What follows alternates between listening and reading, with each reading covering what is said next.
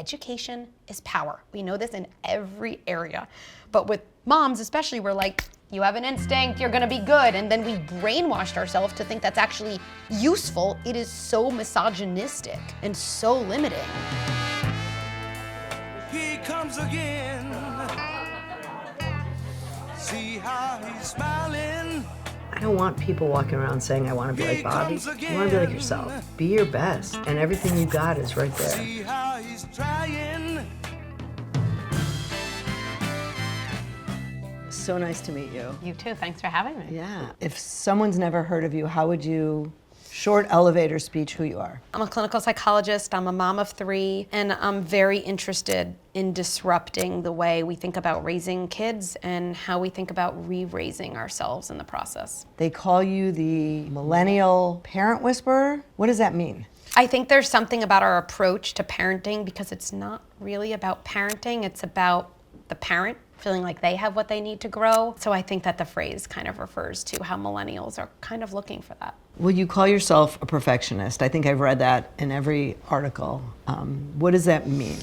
If I look back on Becky age, I don't know, 5 to 18, I was very perfectionistic. I don't think I realized it at the time, but probably unconsciously, it was like, if I can do everything perfectly and be the best at everything, I will achieve value and worth and lovability. So there's nothing to drive you like that. Why do you think you were like that? Like, what was it, your parents that kind of? I've thought about it a lot. So I'm a second, I'm a middle. There was a lot of comparison. What did someone get on the test? What did you get on the test? And I feel like I had blinders on all the time. I feel like my parents almost tried to intervene, but my drive was, was intense. Really, it was more than theirs? Because often I would just assume it would come from the parents. I never remember them putting explicit pressure on my grades, but I probably could have used to hear, like, oh, you got an A, that's great, and that's not who you are. I don't think I heard that, maybe looking back, as much as I kind of needed to hear that. But at least you got good grades. I didn't get good grades, and I struggled, and my parents just finally said, we're just not going to punish her anymore because she probably will not really amount to anything. Ha ha, ha ha, Mom and Dad.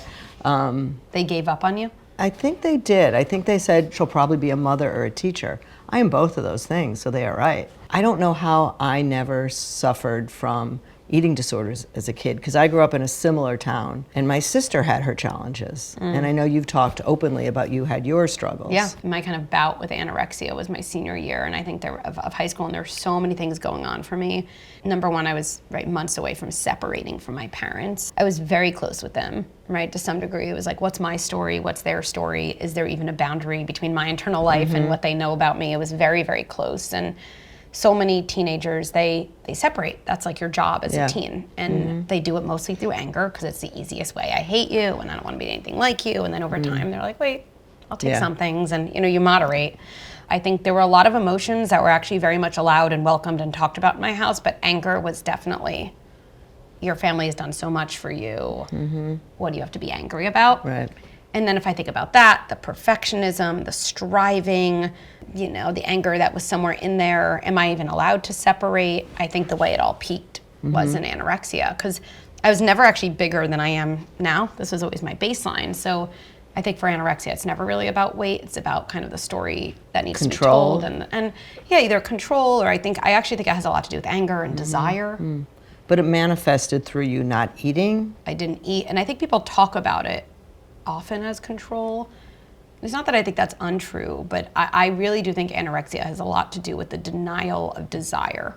Because when people want things for themselves, when women want things for themselves and they know what they want, and they're more oriented toward what they want for themselves than how it may or may not be convenient for the people around them, that's revolutionary, and it causes a lot of problems, right? And so anorexia to some degree is a way of saying I don't have desire. Like, I don't even have desire to eat, forget desire for anything. And so when you do that, you stop yourself from separating from someone, right? And I think that was kind of my struggle at the time. And was this kind of manifesting because you already had body image things, or did you not? I think for me it was much more like psychodynamic of origin around family dynamics, going to college, probably unconsciously. I'd done very, very well in high school. I'm going to Duke. How am I going to do there? A lot of uncertainty. I'm not kind of comfortable with that part of myself that can just own the anger and kind of say fuck you to my parents. And so kind of was a brilliant set of symptoms to say I'm rejecting you. I mean, there's no way to reject a parent than to say I don't want what you have to feed me. That's like, but you're not actually saying it. You're just suffering through it. And I guess that was my, conflictual way of expressing that need. And do you deal with a lot of kids in your practice that have this disorder? And do you think it's because of social media? I definitely have worked with a bunch of kids who have various ends of kind of the eating disorder kind of spectrum, right? Anorexia, bulimia, and for sure, I mean, I didn't grow up with social media, but now, I mean, if you have even an inkling of kind of body image struggles, there's nothing like social media to kind of blow that up into a much bigger thing. Yeah, and you've 3 kids. How many are girls? 1. 1. Which one? 10-year-old. Okay. It's so interesting raising boys over girls. My youngest, who's a maniac, and I love that about him, like there was a whole week in our house where we're like, why does our bathroom smell like pee? Why does it smell like pee? Every bathroom. And we were like, we should just ask him. He's just gonna know. And he literally goes, oh, well, I thought it'd be funny just to go into the bathroom and pee in the garbage can and then dump the pee in the toilet. So that might be why. And I was like, how long have you been doing this? He's like, a couple days. And I was like, why didn't you tell anyone? He's like, oh, I was just doing it because I thought it was funny. Like, that's absurd. I go, Joe, can you not do that? And he goes, sure. I remember a moment where when my kids were growing up and I was trying to figure out how to be, I was starting this new business, selling the business, being part of corporation, all this stuff. And I just, no one ever talked about what was really happening. Like, you'd have to show up at work in your little shoulder pads and be all, hi, I'm here, nothing happened. Like, I slept normal. No, I was up all night. It was a mess. No one talked about it. And one day, I don't know how, but I heard Tina Brown say, when someone said, how did you do it? She said, it was a shit show. It was a mess. I come home every day and everything was a mess. And I remember, I was like, oh, I'm not alone. Yeah, it is a shit show in multiple ways. My co-founder is a mom. She has 3 kids too.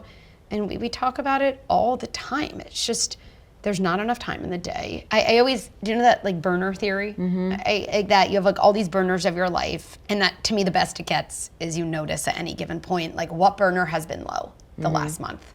Okay, if I turn that burner up, I'm gonna spend more time with my friends. You are turning another burner lower. My advice, I can't believe I'm giving you Please. parenting advice, is just realize this is a moment. I thought my whole life was raising kids.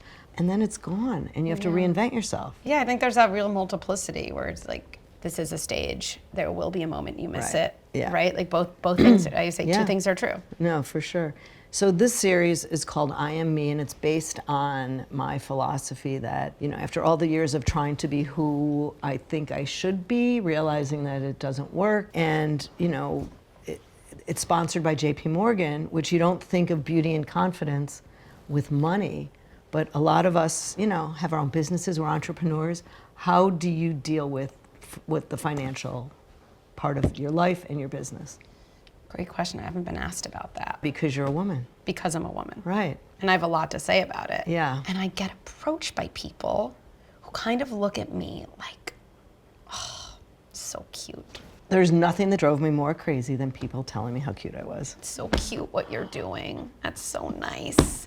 When this all started, right, I started Instagram on a whim. Honestly, just because I needed a vessel to put my ideas. I had so many ideas. I was like, oh my goodness, the way we're raising our kids is fucked. Why are we doing this? We create the problems, we try to solve the problems.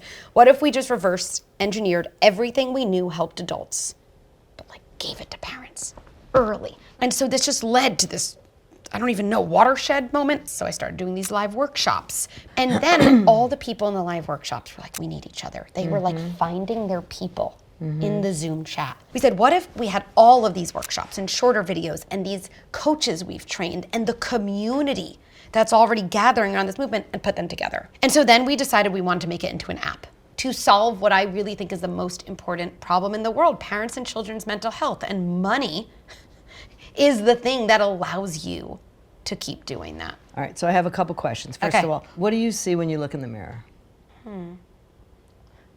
I don't stay too long because I'm I gotta go. I've got things to do. I've got frameworks to change. I've got ideas to get out there, and like, you know, I don't want to waste any time. And when does Becky lose her shit? Like, what has to happen for you to lose your shit? Oh, I mean, like, I lose my shit often. There's something about nighttime when your kid wants a couple more minutes, and I know it's the good minutes, and I just want those few minutes on my couch or with my husband, or to watch 2 minutes of our show before I fall asleep. That's when I'll lose it. It's when like my whole day and all the different roles just, you know, explodes out. It's when I need my tea or something stronger. Well, I'm so happy to meet you. Me too. Thank you.